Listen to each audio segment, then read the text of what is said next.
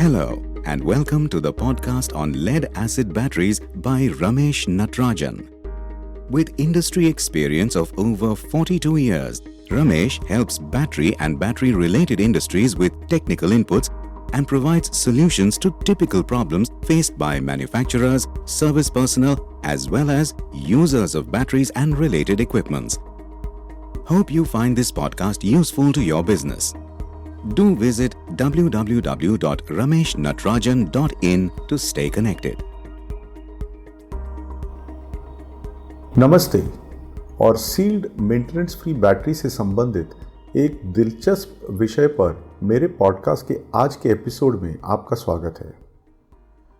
जैसा कि आप सभी जानते हैं, लेड एसिड बैटरी के मामले में रिएक्शन में भाग लेने वाले तीन महत्वपूर्ण घटक पॉजिटिव प्लेट्स, नेगेटिव प्लेट्स और इलेक्ट्रोलाइट यानी सल्फ्यूरिक एसिड है। सामान्य vented type flooded electrolyte battery के मामले में बैटरी सेल में अतिरिक्त इलेक्ट्रोलाइट होना आसानी से संभव है।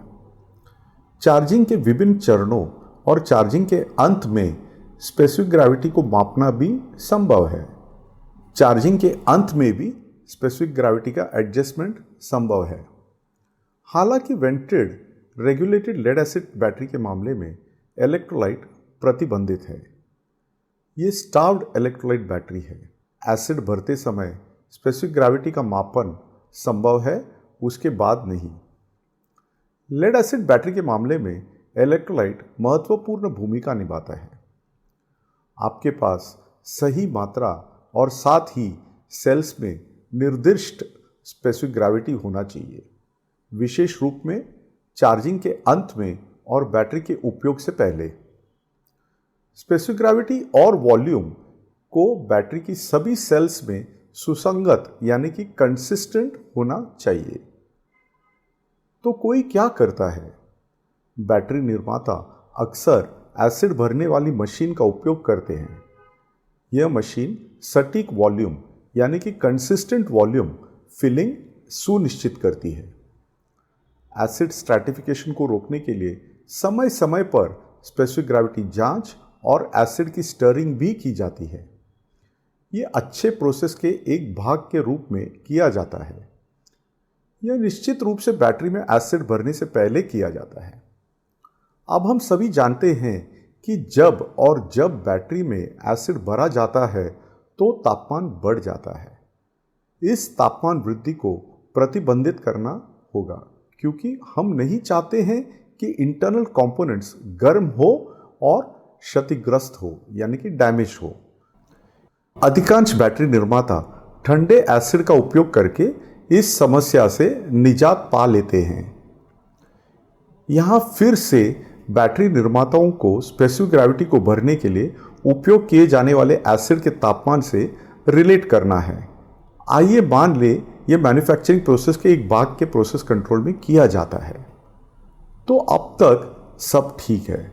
अब मैं उस हिस्से पर आता हूं जिसे नियंत्रित करना और निगरानी करना मुश्किल है।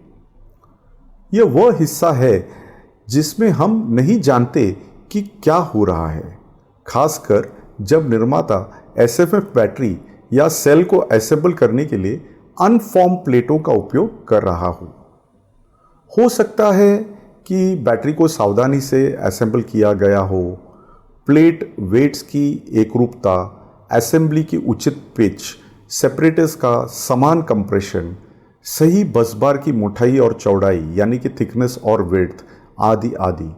लेकिन अगर प्लेटों में सल्फेशन के स्तर में भिन्नता है तो भरने के बाद एसिड स्पेसिफिक ग्रेविटी बदल जाएगा।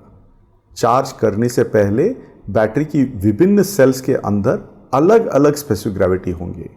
भरने के समय भरने की वॉल्यूम और स्पेसिफिक ग्रेविटी समान होने के बावजूद ऐसा हो सकता है। तो आप देखते हैं कि ये बहुत महत्वपूर्ण है, प्लेटों की सल्फेशन में बदलाव। हम ध्यान केंद्रित करते हैं एसिड भरने का कम तापमान, प्रत्येक सेल में एसिड की सही मात्रा, एसिड का टेम्परेचर रिलेटेड एक समान स्पेसिफिक ग्रेविटी, कोई स्ट्रैटिफिकेशन नहीं है, ये सुनिश्चित करने के बाद सेल्स में एसिड भरना आदि आदि। लेकिन इनका कोई मतलब नहीं है अगर विभिन्न सेल्स में एसिड का स्पेसिफिक ग्रेविटी इनिशियल चार्जिंग की शुरुआत से पहले अलग अलग हो। निश्चित रूप से अलग अलग सेल्स में चार्जिंग के अंत में अलग अलग स्पेसिफिक ग्रेविटी होंगे। अगर चार्जिंग की शुरुआत के समय प्लेटों में सल्फेशन अलग अलग स्तर हो तो अब चार्जिंग के अंत में विविध स्पेसिफिक ग्रेविटी का अर्थ है सेल वोल्टेज और सेल्स के इंटरनल रेसिस्टेंस में भिन्नता। इस इनकंसिस्टेंसी से बचने की जरूरत है क्योंकि यह स्वीकार्य नहीं है। यह कैसे किया जा सकता है? मिक्सिंग और क्योरिंग विभागों में प्रोसेस कंट्रोल के साथ साथ उपयोग किए गए ऑक्साइड की समान गुणवत्ता की खरीद एक तरीका है। ऐसा कहना आसान है लेकिन करना मुश्किल। इस समस्या से निपटने का दूसरा तरीका असेंबली से पहले प्लेटों का फॉर्मेशन है। मैं व्यक्तिगत रूप से सिफारिश करूंगा कि फॉर्मेशन के बाद नेगेटिव प्लेट्स को ड्राई चार्ज भी करना चाहिए। इसे पॉजिटिव प्लेट्स की तरह खुले में न ड्राई करें फॉर्मेशन के बाद। आइए मैं आपको समझाता हूं कि यदि आप नेगेटिव प्लेटों को फॉर्मेशन के बाद खुले में सुखाते हैं तो क्या होता है।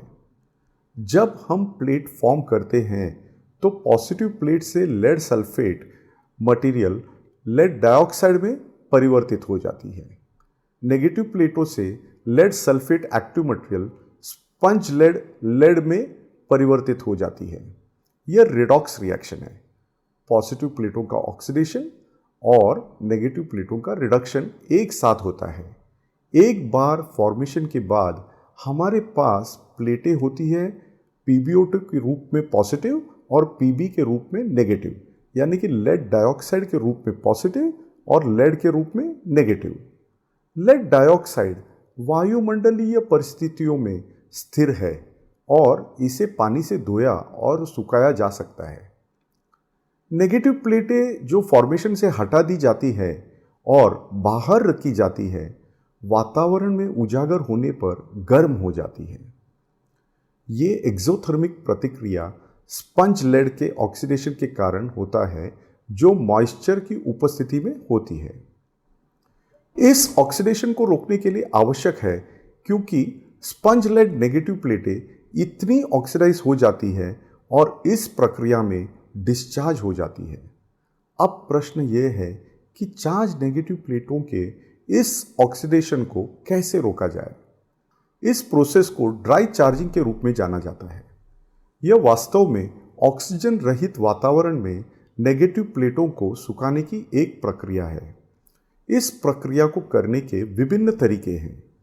केरोसिन विधि, पैंट प्रेस विधि, वैक्यूम चेंबर विधि, इनर्ट गैस विधि आदि आदि। ड्राई चार्जिंग का उद्देश्य मूल रूप से ऑक्सीडेशन को रोकने के लिए है। हम फॉर्म्ड और चार्ज नेगेटिव प्लेट के डिस्चार्ज को रोकना चाहते हैं। मैं एक और पॉडकास्ट एपिसोड में ड्राई चार्जिंग की प्रोसेस के बारे में विस्तार से बताऊंगा। ड्राई चार्जिंग की प्रोसेस, उसमें होने वाली रिएक्शन और ड्राई चार्जिंग प्रक्रिया की बारीक बारीकियां को समझाने के लिए आप उस एपिसोड को ट्यून कर सकते हैं।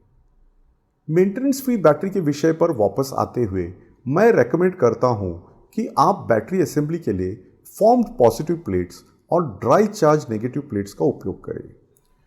मुझे यकीन है कि ये सेल या बैटरी के प्रदर्शन में भिन्नता को समाप्त कर देगा और एक कंसिस्टेंट क्वालिटी वाला उत्पाद सुनिश्चित करेगा। वास्तव में बैटरी निर्माता जो प्लेट फॉर्मेशन करते हैं और फॉर्मेशन के बाद की ड्राई चार्जिंग नहीं करते हैं, वे भी बैटरी के परफॉर्मेंस में सुधार कर सकते हैं और असेंबल की गई बैटरी को चार्जिंग के समय कम कर सकते हैं यदि वह ड्राई चार्जिंग प्रक्रिया का ऑप्शन चुनते हैं।